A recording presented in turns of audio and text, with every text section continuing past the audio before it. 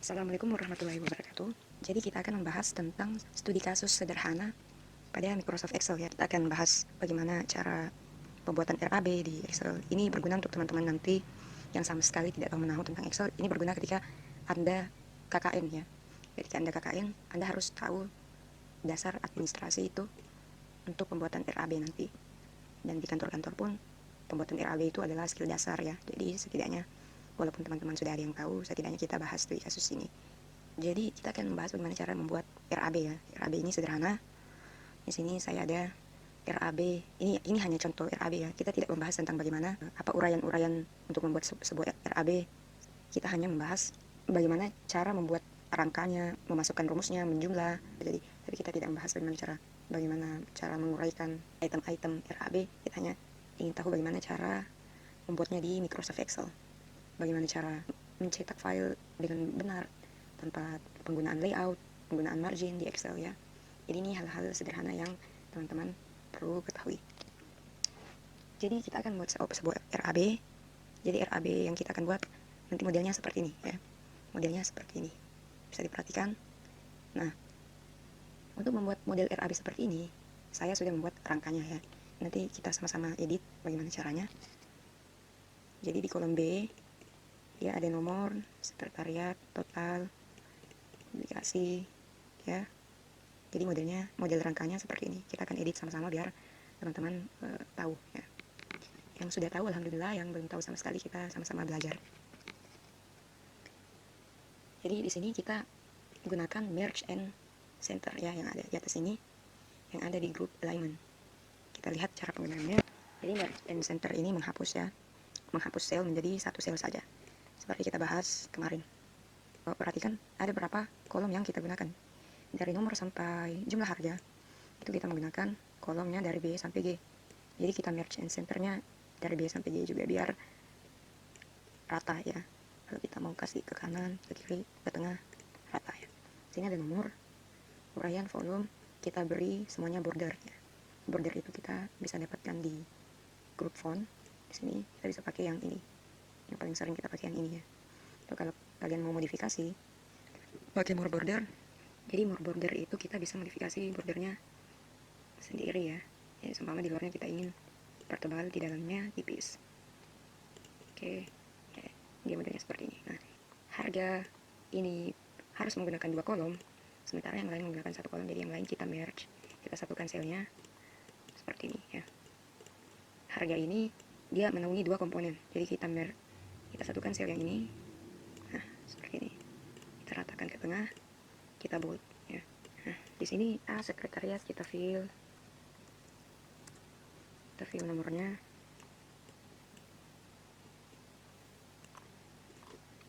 Kita fill,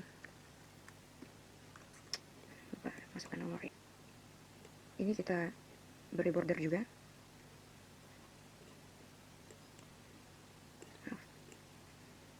Ya, kita pakai yang ini.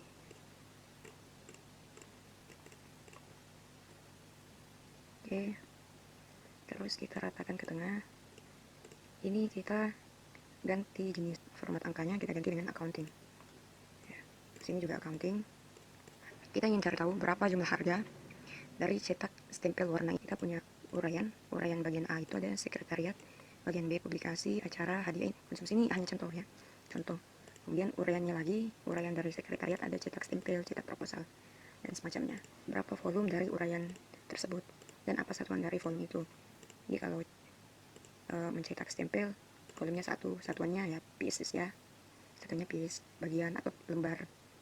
Proposal volumenya 20, satunya eksemplar. Nah, bagaimana cara mendapatkan jumlah harganya?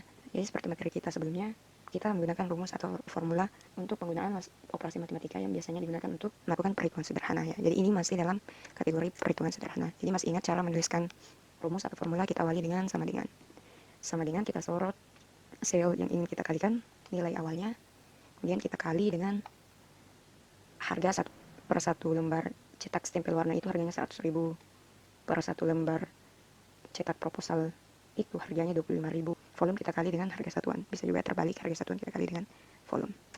Kita kali 100.000 karena jenis tabelnya adalah jenis relative reference, Jadi dia referensi selnya mengikut ya. Jadi kita bisa sorot ke bawah. Ya. Ini. Kemudian kita ingin tahu totalnya berapa. Kita bisa gunakan fungsi. Ya. Masih ingat fungsi itu apa? Fungsi adalah rumus atau formula yang siap pakai. Juga dapat langsung digunakan untuk melakukan perhitungan. Dia sudah disediakan oleh aplikasi Microsoft Excel ini ya, dan siap dipakai oleh pengguna Excel. Kita gunakan sum ya. Di sini ada fitur auto sum. Dia otomatis akan menyorot sel di atasnya atau di sampingnya, akan disorot semua ya. Enter. Terkadang kita tidak bisa menggunakan sum, kita harus menggunakan perhitungan manual menggunakan tab. Terkadang kita tidak bisa menggunakan sum. Nah, di sini totalnya agak jauh ya, kita satukan selnya seperti ini. Total dan jumlahnya kita bold. Oke, sekretariatnya kita bold. Dan di sini kita lakukan hal yang sama, volume dikali harga satuan. Jadi ada namanya komponen, ada namanya tools freeze span ya. Bisa kalian gunakan seumpama di sini kan kita tidak tahu ini komponen apa, kita tidak tahu ketika kita men-scroll ke bawah, kita tidak tahu komponen di sini apa kita lupa ya. Jadi ada namanya tools freeze span. Kita bisa freeze sel dan sel atau kolom yang kita inginkan. Kita bisa freeze ini. Nah, dia akan melekat seperti ini ya. Dia akan mengikut kemanapun scroll barnya kita sorong ya. Kalau mau unfreeze kembali, kita unfreeze. Jadi itu juga berlaku untuk kolom. Dia bisa di freeze ya, dibekukan setelahnya. Unfreeze kembali. Kita freeze yang ini saja. Oke, jumlah harga. Auto sum. Seperti itu. Oh, ini jadi untuk insert baris itu caranya seperti ini ya. Kita ingin insert di baris mana atau kolom mana, klik kanan di nomor atau hurufnya ya. Kalau di baris itu di nomornya, kalau di kolom itu di hurufnya. Kita klik kanan, kita klik insert ya. Begitu menambah baris ya. Menambah kolom juga sama caranya seperti itu. Siapa tahu kalian ingin RAB kalian memiliki komponen hari, kalian bisa insert di sini, kalian tambahkan hari, berapa hari acara ini kalian lakukan dikali dengan anggarannya ya. Jadi seperti itu, mudah kok. Kemudian kita tulis di sini total. Di total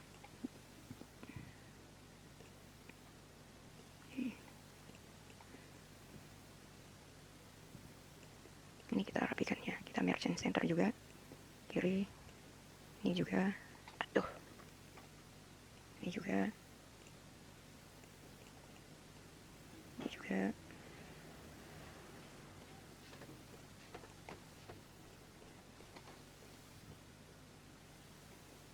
Bisa kita delete. Cara delete row itu seperti ini, cara delete baris ya seperti ini. Oke, sudah lumayan dengan kali.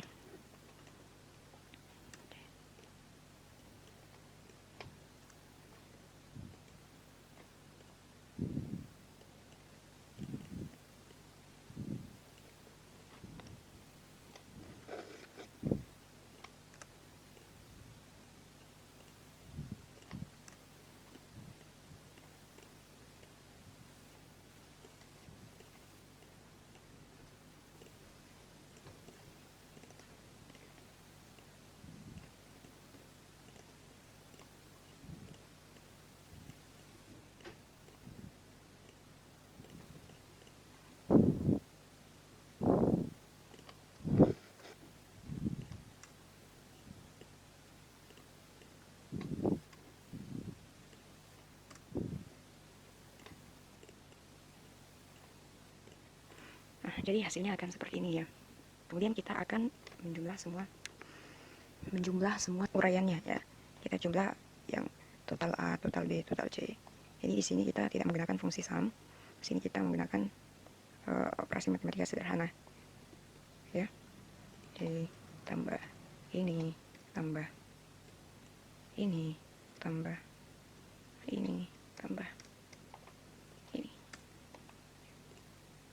Jadi itu bedanya kalau sum menjumlahkan range ya. Kalau operasi matematika sederhana ini dia menjumlahkan satu per satu, dan terkadang itu berguna ya. Jadi ketika kalian menambah sebuah item, anggaplah kalian menambah sebuah item baru item apa saja yang kalian tambahkan, jumlah harganya 2 juta, di atas otomatis akan bertambah dan di bawahnya pun akan otomatis bertambah. Jadi begitu, beri warna biar sedikit lebih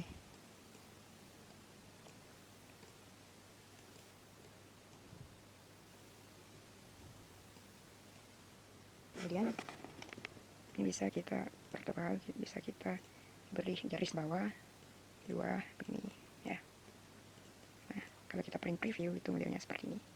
Nah, kita lihat, kita print preview, oh ternyata jumlah harganya terpotong ya, dia tidak masuk di layoutnya. Di sini kita bisa pakai, di sini ada tools, di tab view ada tools page preview, jadi dia memperlihatkan batas margin, batas kertas layoutnya ya yang digunakan seperti ini.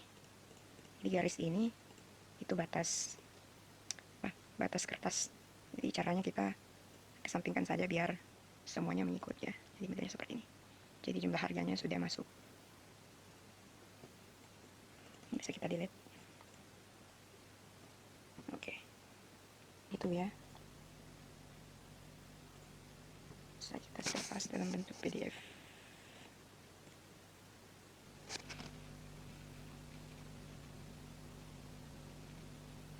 Pembahasan kedua, jadi studi kasus yang kali ini adalah implementasi dari pembahasan kita sebelumnya tentang penggunaan rumus dan fungsi. Di sini saya ada data ya. Jadi saya ada data sederhana sedikit ya. Ini hanya contoh. Kita ingin melihat penggunaan fungsi teks dan penggunaan fungsi if yang kemarin kita pelajari ya. If, nested if. Jadi di sini contohnya saya ada data pembayaran KKN ya. Siswa Universitas X anggaplah. Jadi di sini NIM ada beragam macam NIM ya. Ada 16, 025, 01, 04, ada 03, 06. Jadi anggaplah di kampus itu, pada universitas itu NIM-nya seperti ini. Nah, untuk membedakan mahasiswa itu dia berada di fakultas, kita bisa lihat dari NIM-nya ya. Kalau karakternya adalah 01, di tengahnya dia adalah fakultas pertanian. Kalau dia 04, dia teknik misalkan. Kalau dia 03, dia FKIP ya. Jadi di sini fungsi if itu berfungsi ya untuk memudahkan kita ketika kita punya data yang banyak. Bayangkan ketika kita punya ratusan bahkan ribuan data, kemudian kita harus menginput secara manual, itu sangat tidak efisien ya. Jadi ini fungsi ini guna aplikasi Microsoft Excel sebagai pengolah angka, itu untuk memudahkan penggunanya dalam mengolah data ya. Jadi kita langsung pada implementasi fungsi text dan fungsi if dan nested if yang kita pelajari kemarin. Jadi kita ingin tahu mahasiswa ini dia fakultasnya apa dengan mengambil data dari NIM ya, menggunakan fungsi if dengan memakai cara nested if dalam if, dan menggunakan fungsi mid. Jadi caranya seperti itu. Dengan menulis rumus atau fungsi, kita awali dengan sama dengan, kemudian kita masukkan fungsi if-nya. Nah, masih ingat pembahasan logical test kemarin? Jadi apa sih yang harus dipenuhi supaya dia bernilai benar atau salah? Jadi kita pakai fungsi mid ya untuk mengambil data dari NIM. Di sini dalam kurung kita sorot teksnya, dia start ke nomor berapa, kita hitung 1, 2, 3, 4, 5, 6. Jadi dia mulai dari karakter ke-6 dan dia mengambil 2 karakter ya.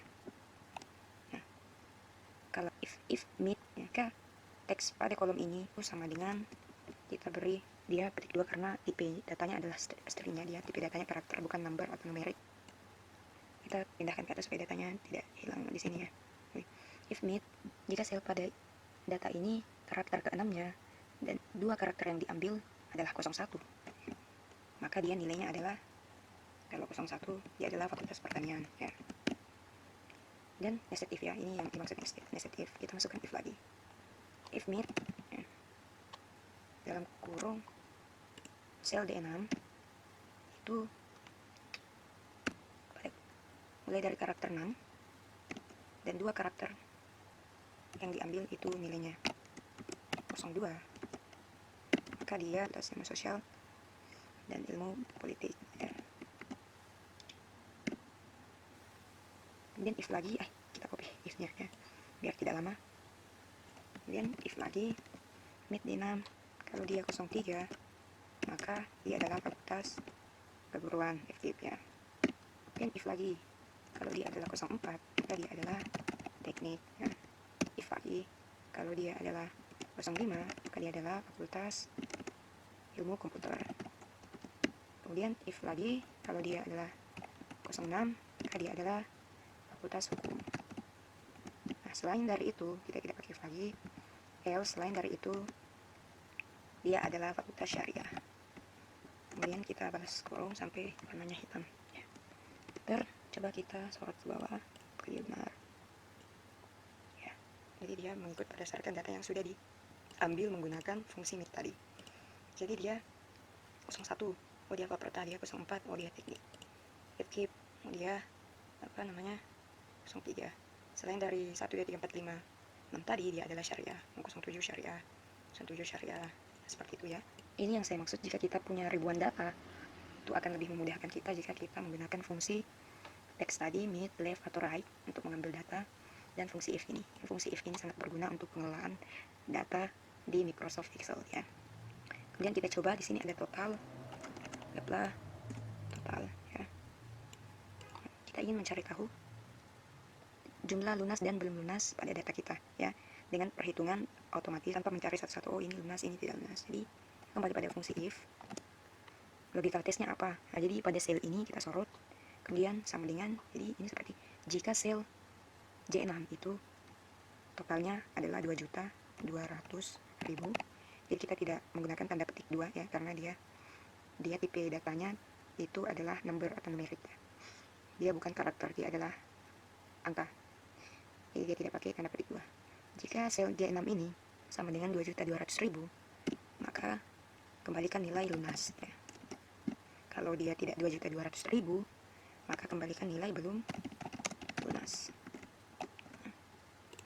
Sorot, oh yang lunas segini, yang belum lunas segini.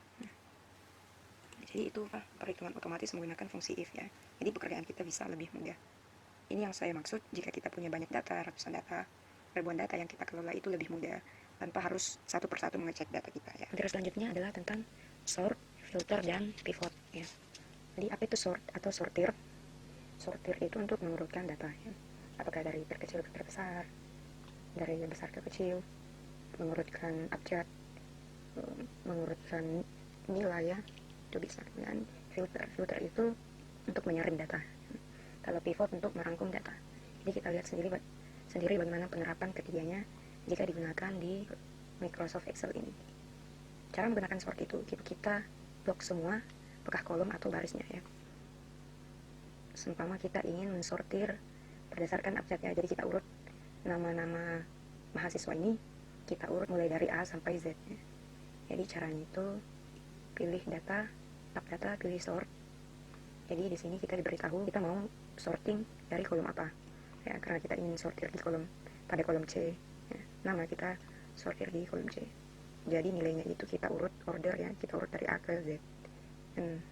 Oke, mengikut nih kita order dari sini ya, kita blok dari baris ya, sorting dari B, C atau Z. Oke, jadi dia seperti ini.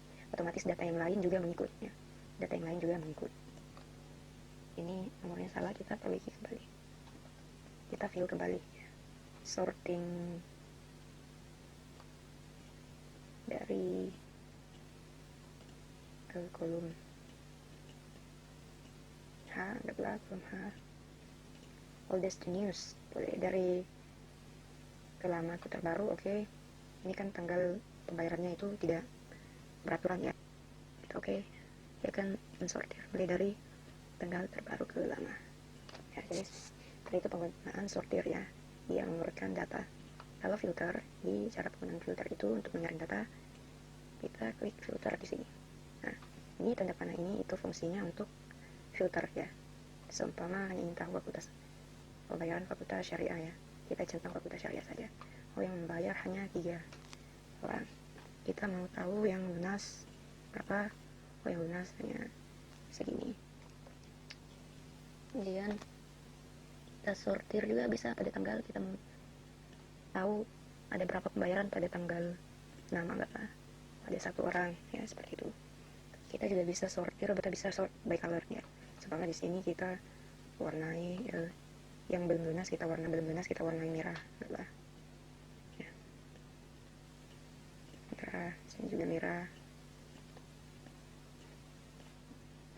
Yang lunas sorting by color, filter by color ya, filter balik by color.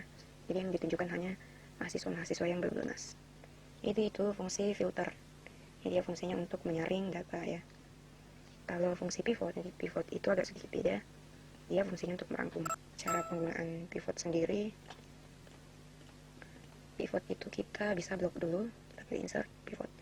Nah, muncul kolom. Di sini kita diberitahu apakah kita ingin menempatkan pivot itu di sheet yang baru atau di sheet yang sama di data kita. Kita pilih sheet yang sama saja ya. Kita sorot ke tempat yang ingin kita taruh tabel pivotnya. Oke, ya. Di pivot itu ada 4 area. Nah, kita bisa bermain di sini. Pertama kita masukkan nama di row-nya, di barisnya, dan kita bisa masukkan totalnya di value ya. Dia pembayarannya berapa, mahasiswanya, bisa juga dia fakultas apa. Kemudian kita bisa filter ya, siapa yang lunas, siapa yang belum lunas. Yang lunas ya, dia akan difilter, dirangkum seperti ini hanya dengan menggunakan 2 field ya, menggunakan nama dan total. Kemudian otomatis akan dijumlahkan lunas. Dan bisa lebih eksplorasi penggunaan sortir, filter, dan pivot.